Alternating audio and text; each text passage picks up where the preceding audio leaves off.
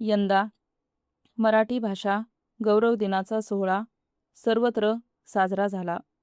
विविध शैक्षणिक, सामाजिक, सांस्कृतिक संस्थांसोबतच शासकीय संस्थांनीही त्या निमित्ताने विविध उपक्रम आयोजित केले. मराठी भाषेच्या गौरवाचा जागर या निमित्ताने सर्वत्र केला गेला. या साऱ्यांमध्ये एक अत्यंत वैशिष्ट्यपूर्ण असा सोहळा झाला तो रामटेक या कालिदासांच्या भूमीत. या आयोजनामागे एक आगळेवेगळे आणि भावस्पर्शी असे सूत्र होते, ते म्हणजे कृतज्ञतेचे. महाकवी कालिदास आणि मराठी भाषा यांच्यातील अनोख्या ऋणानुबंधाला मराठी भाषा गौरव दिनानिमित्ताने उजाळा देण्यासाठी पुढाकार घेतला तो माहिती व जनसंपर्क महासंचालनालयाच्या नागपूर विभागीय कार्यालयाने. परिच्छेद कालिदासांप्रती मराठी भाषिकांनी कृतज्ञताभाव का जोपासावा याचा एक सुंदर असा उलगडा या कार्यक्रमाच्या माध्यमातून झाला आहे. मराठी ही अभिजात भाषा म्हणून जाहीर व्हावी यासाठी सध्या राज्य शासनाकडून केंद्राकडे आग्रही पाठपुरावा करण्यात येत आहे.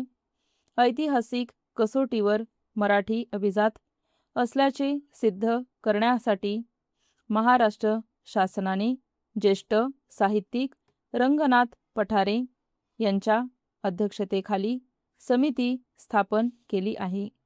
या समितीने केंद्राकडे पाठवलेल्या प्रस्तावात काही ऐतिहासिक महत्त्वपूर्ण पुरावे दिले आहेत. त्यात एक अत्यंत मोलाचा पुरावा आहे, तो म्हणजे कालिदासाचे शाकुंतल.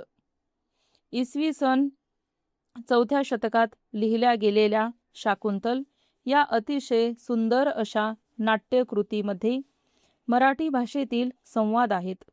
मराठी ही संस्कृतोद्भव भाषा नसून ती स्वतंत्र भाषा असल्याचा महाराष्ट्राचा दावा सिद्ध करण्यासाठी 1600 वर्षांपूर्वीचा हा पुरावा भक्कम ठरणार आहे.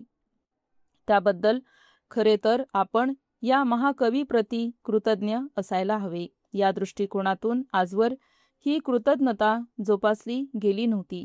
यंदा मात्र ती आगळ्या पद्धतीने आणि अनोखे निमित्त साधून जोपासली गेली. परिच्छेद राज्य शासनाच्या माहिती व जनसंपर्क महासंचालनालयाच्या नागपूर विभागाच्या पुढाकाराने मराठी भाषा गौरव दिनाचे निमित्त आणि स्वातंत्र्याच्या अमृत महोत्सवाचे औचित्य जोपासून कालिदास स्मारक स्थळी विशेष कार्यक्रम आणि रामटेक येथील ऐतिहासिक स्थळांच्या पाहणी फेरीचे वैशिष्ट्यपूर्ण आयोजन करण्यात आले होते.